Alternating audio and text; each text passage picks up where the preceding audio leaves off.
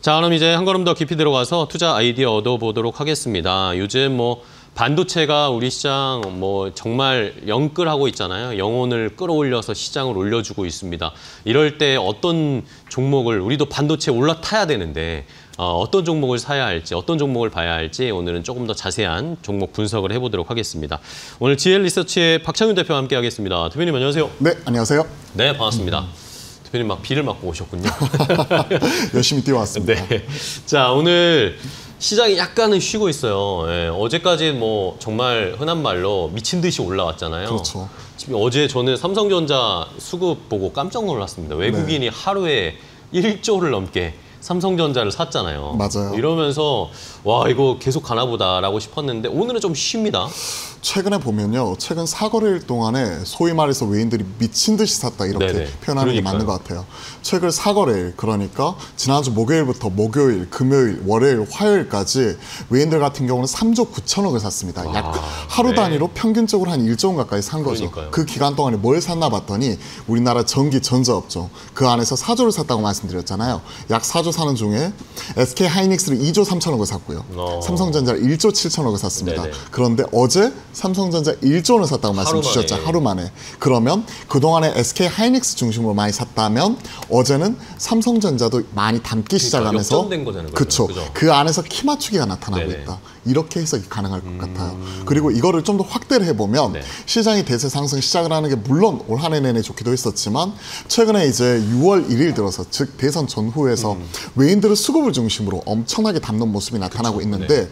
그 기간 동안에 제가 수급을 점검을 해봤더니 외인들이 13조 5천억을 샀더라. 6월부터 지금까지 우리가 얼마 전에 끝나고. 그렇죠.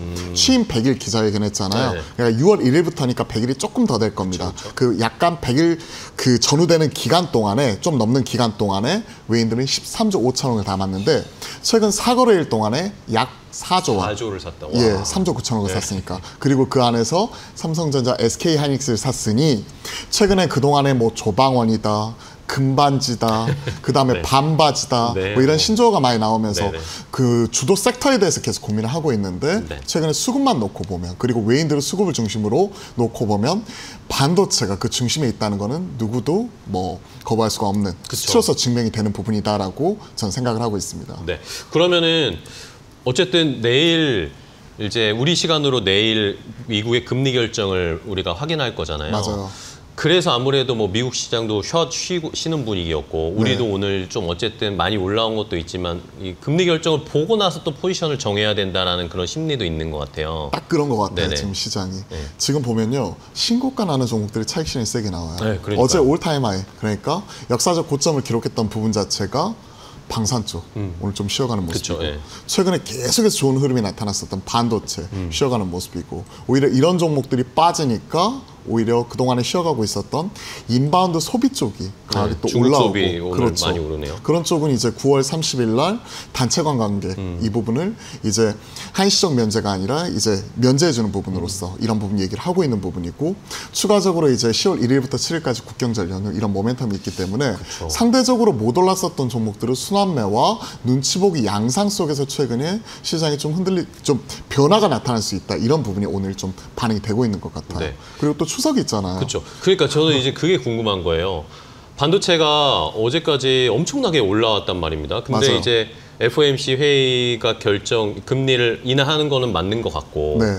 금리를 인하하고 나면 추석 연휴가 이제 코앞에 다가온단 말입니다. 네. 그 사이에 저희가 어떻게 해야 될지를 그쵸. 고민이 정말 많아요, 지금. 최근에 시장에 물이 들어가고 열심히 노를 젓고 있는데 갑자기 물이 다 빠져나가가지고 그쵸. 연휴도 길단 여기서 말입니다. 그렇죠. 다 네. 팔고 나가느냐 여기에 대해서 고민이 될 수밖에 네. 없죠. 사실 시장 흐름만 놓고 보면 주식을 아예 안 할 수는 없어요. 그쵸. 그에 따른 포모 올 것 같아요. 왜냐하면 미국 3대 지수 돌아가면서 신고가 나고 그쵸. 있죠. 최근에 이제 이머징 마켓의 비중 금리 인하와 더불어서 늘리면서 대만이나 한국이나 그리고 일본도 최근에 신고가고, 일본 예. 증시도 그렇고 심지어 브라질까지도 신고가 영역이에요. 그래요? 예, 이러한 흐름이 나타나고 있고 중국 상해도 마찬가지고 그러한 상황에서 이제 주식을 아예 다 비워놓을 수는 없고 그쵸. 다만 이제 10월 달에 사실 금요일 날 징검다리 빼고 나서는 거의 한 10일 동안 열흘 정도 쉬어야 그렇죠. 됩니다. 이렇게 쉬어가는 구간에서 미국이 또 어떻게 될지 모르니까 그리고 이번에 금리 인하가 나오고 나서 또 시장은 색깔이 바뀔 수 있으니까 고민이 깊어질 수밖에 없는 것 같아요. 그래서 사실 저도요. 긴가민가 해요. 대표님은 어떤 전략이세요? 주식은 가지고 있어야 될 것 같은데 네. 그렇다고 여기서 이제 포지션을 풀로 가져간다든지 그리고 신용을 풀로 때리면서 10일 동안의 리스크를 그대로 다 익스포저를 감당을 하느냐 아우, 부담스럽습니다. 거기에 대해서는 좀 부담스러울 수밖에 없어요. 그렇기 때문에 내가 확신을 가지고 있고 이미 10월 추석이 지나고 나면 시장은 바로 3분기 실적 시즌 들어갈 거란 말이에요. 그렇게 본다면 확실히 숫자로서 증명해 줄 수 있는 예를 들어서 뭐 방산 쪽이라든지 그리고 저 조선주 최근에 올라오고 있죠 실적 뭐 이런 부분이라든지 그리고 반도체 쪽에서도 3분기가 원래는 성수기지만 사실은 숫자를 보고 우리가 반도체를 투자하는 건 아니잖아요. 그쵸. 이런 테크 같은 경우는 2개 분기에서 3개 분기 즉 6개월에서 9개월을 선 반영을 하면서 올라오는 부분이니까 이러한 핵심 종목들 전자닉스가 되겠죠. 뿐만이 아니라 그 안에 있는 제가 오늘 설명해 드릴 뭐 이러한 핵심 기업들 중심으로는 좀 우리가 포트를 가져갈 수 있지 않을까 그렇게 생각을 하고 있습니다. 좋습니다. 자연스럽게 대표님이 말씀해 주셨어요. 그러면은 뭐 시청자분들 중에 삼성전자, SK하이닉스는 웬만큼 담아놓으신 분들이 많으실 것 같고, 그렇죠? 상승을 조금 더 기다리시는 분들이 계실 것 같고 추석 연휴 때까지 어쨌든 뭐 네. 비중을 더 늘려가는 그런 전략을 쓰실 것 같은데 추가적으로 이제 플러스 알파로 삼성전자, SK하이닉스보다 조금 더 가볍고 네. 조금 더 퍼포먼스를 낼 수 있는 그런 중소형 반도체 소부장 쪽도 저희가 좀 봐야 되지 않을까요? 그래서 오늘 준비한 종목이 네. 바로 여기에 해당이 되는 종목입니다. 어떤 종목이죠? 바로 넥스틴이라는 넥스틴이요? 종목이에요. 넥스틴. 그러니까 우리가 반도체 전공정 장비에 속해 있는 기업이에요. 네. 사실 말씀해 주셨던 대로 삼성전자, SK하이닉스 많이 산 건 알아. 근데 SK하이닉스 올타임 하이 신고가 부분에서 부담스러운 건 사실이에요. 그렇죠. 네. 그러면 그 밑에 단에 있는 소부장 종목 안에서 못 갔던 종목 그 안에서 실적으로서 확실하게 차별화될 수 있는 종목이 뭐가 있을까? 따라갈 종목. 따라갈 수 있는 종목이 뭐가 있을까?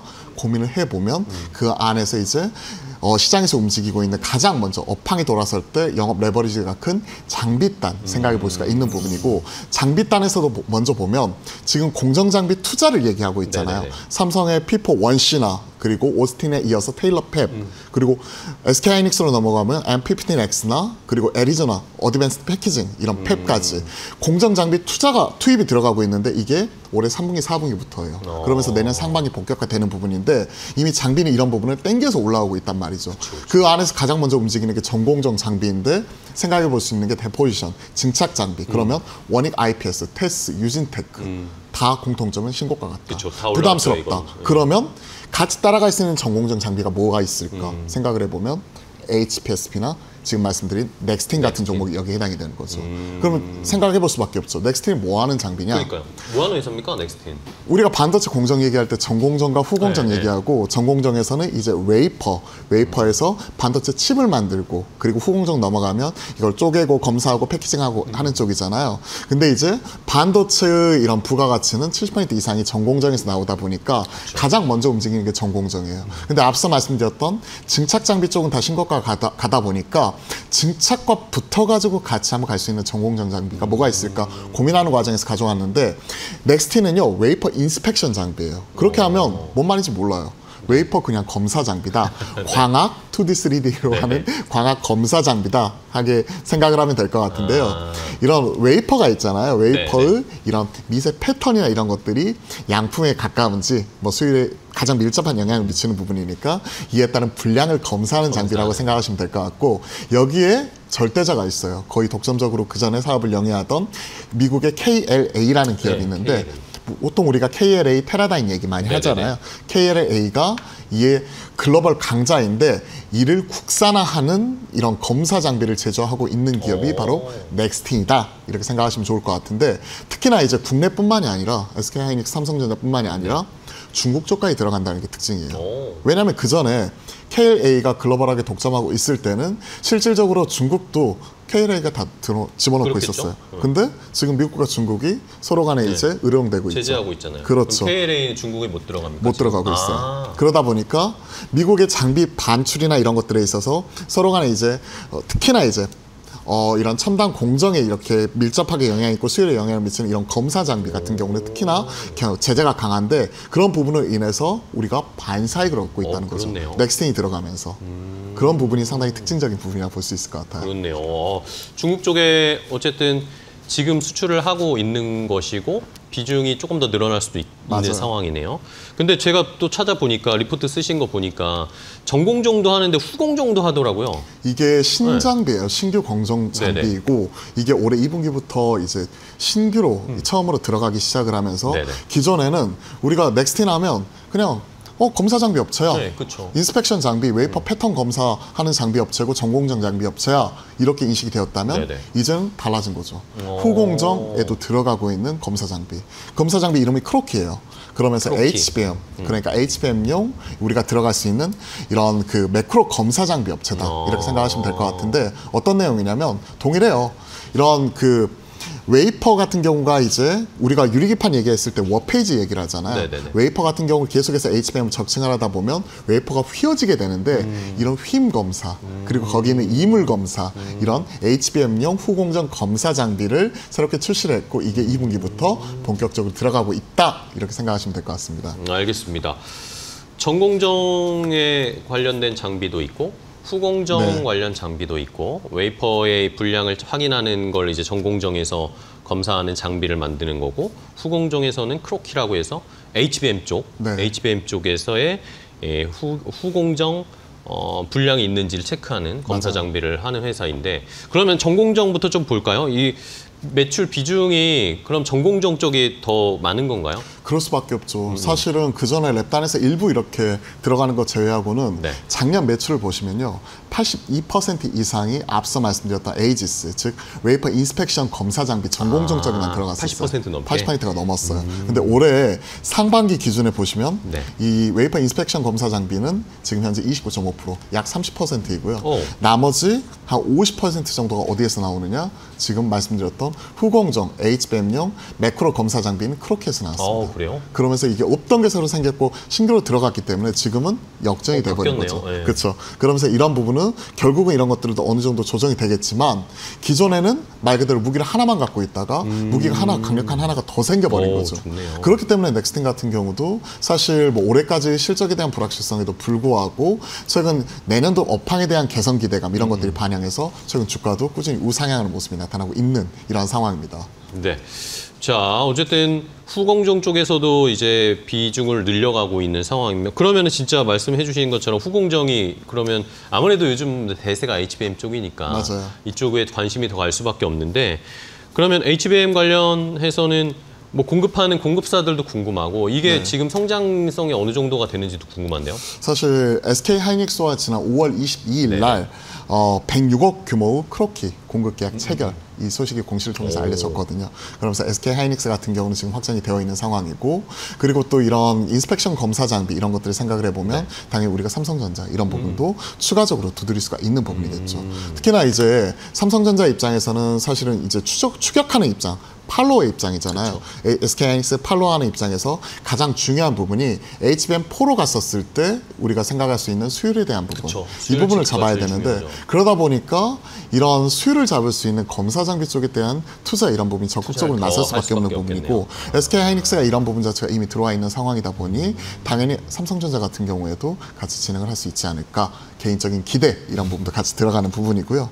어차피 지금 웨이퍼 인스펙션 검사 장비는 우리가 공정 장비, 전공장 들어가게 될 때 마찬가지로 같이 들어가는 이러한 것들이 나타나고 네네. 있다 보니까 앞서 이제 뭐 선단 쪽에 들어갈 수 있는 P4의 원시라든지 그리고 이런 파운드리 쪽 이런 부분도 같이 말씀드렸다면 추가적으로 이런 HBM 쪽 같은 경우에도 후공정 패키징 뭐 이런 부분이 나오고 있지만 이런 것들도 추가적으로 점진적으로 확대해 나갈 수가 있는 부분이겠죠. 상당히 긍정적이라고 보고 있고요. 최근 뭐 워페이지뿐만이 아니라 라인 크랙이라든지 그리고 추가적으로 뭐 치핑이라든지 여타 이런 매크로 전반적인 이슈를 잡아줄 수 있는 부분으로서 영역을 확대해 나가고 있는 상황이니까 상당히 좀 우리가 긍정적으로 봐줘도 좋을 것 같습니다. 네, 좋습니다. 자, 넥스틴이 지금 5월에 이미 SK 하이닉스랑 이 크로키, 그러니까 HBM 후공정 관련 검사 장비 계약을 이미 체결을 했고 한 100억 정도 되는 그걸 체결했고 말씀해 주신 것처럼 HBM을 이제 그 웨이퍼에다가 HBM을 계속 쌓아야 되니까 그게 만약에 무거워서 휘어지거나 변형이 생기는 거 그거를 이제 체크하는 게 크로키 라는 그 기계인 거죠. 검사 장비. 좋습니다. 어쨌든 뭐 HBM 쪽으로 확장하고도 뭐 마이크론 미국까지 갈 수 있을지 이런 것들로 앞으로 추이는 계속 좀 지켜보고 네. 어쨌든 삼성 말씀해주신 포인트가 제일 중요한 것 같긴 하네요. 삼성이 어쨌든 수율을 맞추려면 네. 검사 장비 검사를 훨씬 더 후공정에서 더 많이 할 수밖에 없을 텐데 네. 그런 쪽에서 좀 수혜를 받을 수 있다는 거죠. 그렇죠. 전공정뿐만이 아니라 후공정 이런 검사 장비 쪽 이런 쪽은 수요 자체가 계속해서 높아질 수밖에 없는 부분이죠. 수요가 가장 밀접하게 연관이 되어졌기 때문에 반도체 소부장 중에서 최근에 파크 시스템스 같은 네네. 경우에도 사실 이런 원자 현미경, 비파괴 검사 이런 분과 산업용으로서 밀접하게 연관이 지어졌기 때문에 특히나 이제 이런 그 D램 쪽은 첨단 미세 공정 들어가게 되었었을 때의 그 중요성 자체가 계속해서 올라가고 있는 상황이고 넥스틴 같은 경우도 마찬가지로 HBM 쪽으로 후공정단에 이런 매크로 검사 장비가 또 신규로 나오면서 이미 SK하이닉스를 통해서 이런 품질 검증 이런 것들이 마무리가 되었기 때문에 삼성전자 입장에서도 이런 것들을 추가적으로 더 들어올 수가 있는 거죠. 앞서 마이크론 말씀 주셨는데 마이크론 같은 경우는 미국의 KLA가 있잖아요. 이를 대체할 수 있는 부분이니까. 그리고 테라다인이나 워낙 잘하고 있는 쪽이 있기 때문에 뭐 어드반테스트나 그런 것들 생각을 해보면 대체하는 쪽에서 일단 SK하이닉스뿐만이 아니라 국내의 삼성전자 이런 부분만 잡더라도 상당히 유의미한 실적 가시성 이런 부분이 확보가 됐다라고 생각합니다. 삼성전자를 잘 뚫어야 될 것 같고 그렇죠. 중국 쪽의 매출도 좀 이제 네. 우리가 반사수에 얻는 쪽으로 실적이나 이렇게 계약을 많이 따내야 되겠네요.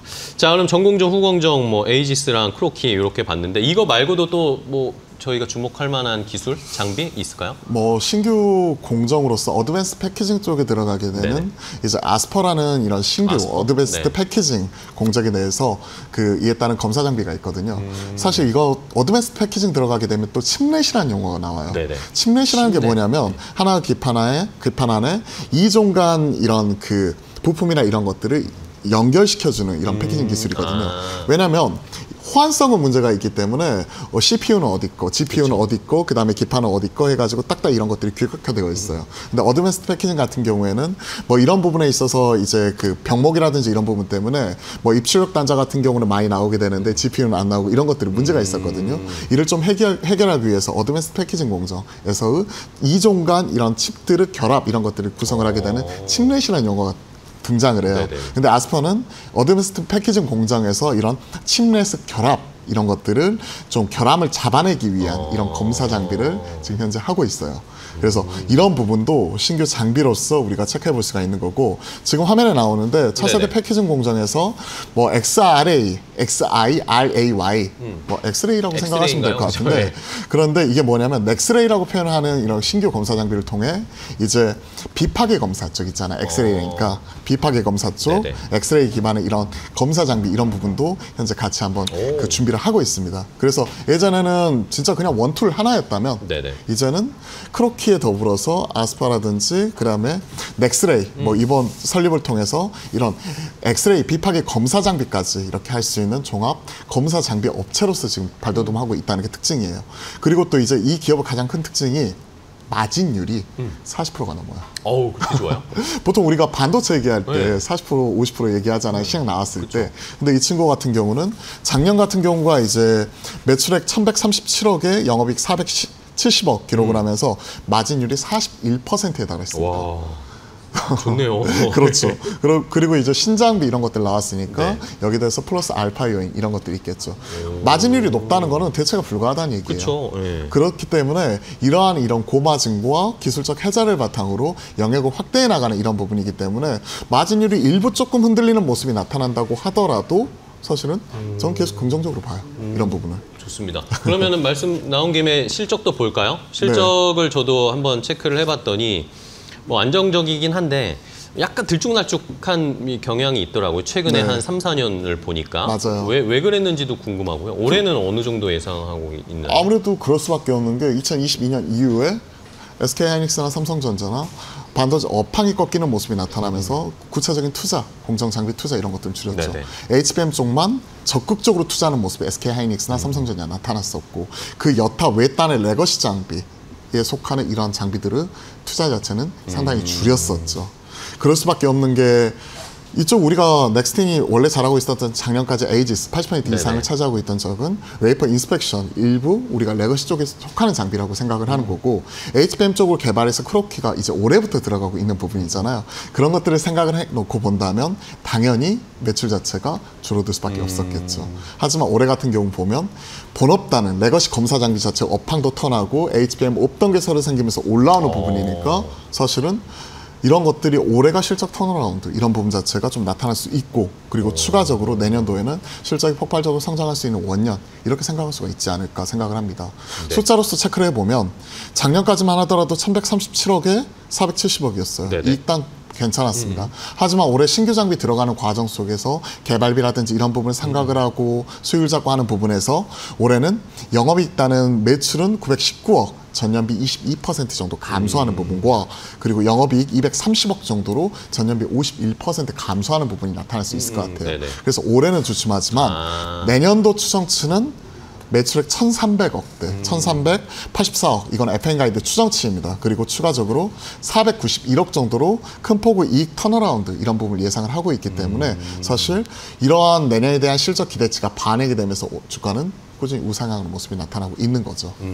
그러면은 결국에는 어쨌든 SK 하이닉스나 삼성전자가 HBM 쪽으로 방향 선회를 하면서 그동안 누렸던 말씀해주신 에이지스가 조금은 이제 필요성이 약간은 예전보다는 조금 줄어들었고 그러면서 어쨌든 XT는 그래도 빠르게 전환을 했네요. 네, 전환을 그렇죠. 해서 크로키를 만들었고. 근데 에이지스도 지금도 잘 나가요. 잘 나가고 있겠죠. 그렇죠. 매출 비중이 빠진 게 그전에는 이게 원툴이었기 때문에 네네. 80% 이상을 기록을 하다가 비중이 그렇죠. 줄은 거죠. 크로키가 올라오면서 비중이 준 건데 비중이 줄은 건데. 이쪽도 이제 지금 앞서 말씀드렸던 삼성이나 SK 하이닉스 공정 장비 투자가 나가고 있기 때문에 당연히 KLA를 대처할 수 있는 에이지스를 쓸 수밖에 없는 부분이고 이게 웨이퍼 패턴 결합 검사 장비죠. 뿐만이 아니라 크로키까지 들어가는 거니까 사실 이게 빠지고 했다기보다는 비중이 줄어들었다. 그럼 이게 맞는 거죠. 에이지스는 유지하고 있는데 새로운 게 더 이제 붙여버린 거죠. 크로키가 붙어서 같이 실적을 내년에는 이게 확실히 드러날 더 보여줄 것이다. 수 있는 거죠. 올해는 어쨌든 투자하고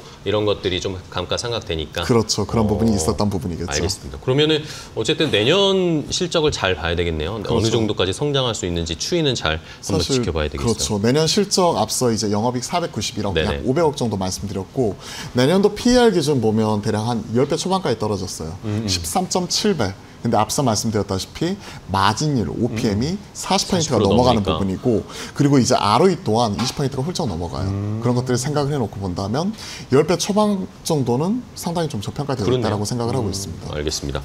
그럼 마지막으로 또 저 대주주 구성도 봤거든요. 제가 찾아봤어요. 봤더니 이게 AP 시스템이 지분이 많이 가지고 있더라고요. 한 27% 네. 이상을 가지고 있고 자사주 포함하면 한 30% 정도가 대주주 지분과 자사주라고 생각을 네네. 하시면 될 것 같습니다. 하지만 AP 시스템 하면 우리가 한때 2016년이었나요? 한 획을 기었던 그쵸, 종목이죠. 예. 지금은 이름이 바뀐 테라세미콘과 더불어서 AP 시스템 네. 뭐 이러한 종목이 또 OLED 있죠. 이쪽 관련된 레이저 열처리 검사 장비, 열처리 장비 뭐 이런 부분으로서 뭐 비아트론, AP 시스템, 당시에 테라세미콘 이러한 종목들이 좋았었는데 사실 OLED 쪽 같은 경우가 삼성은 8.6세대 투자에 대한 발표가 3년 전에 나왔지만 여타 전환 투자만 일부 나타났을 뿐 구체적으로 이러한 부분에 따른 성과가 많이 없었잖아요. 그러다 보니까 이와 관련되어서 추가적인 검사 장비 쪽을 따로 분할해가지고 관련된 사업을 영위하고 있는 쪽이 넥스틴이고 AP 시스템이 대주주라는 얘기는 말 그대로 안정적인 이제 대주주 기반으로 해서